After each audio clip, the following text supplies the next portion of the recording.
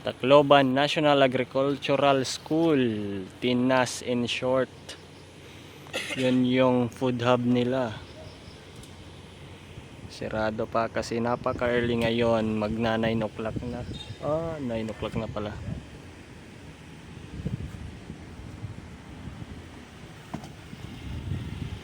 Okay, yun yung greenhouse nila na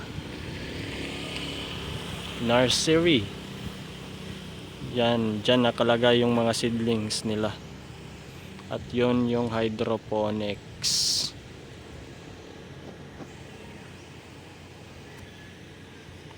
Astig din yung paralan nila kasi agricultural school.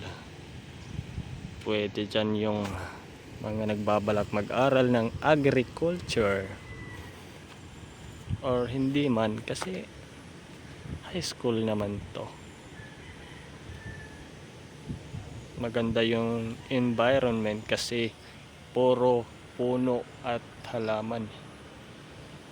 Hindi polluted yung kapaligiran, guys. Okay na okay dito, recommended na paaralan.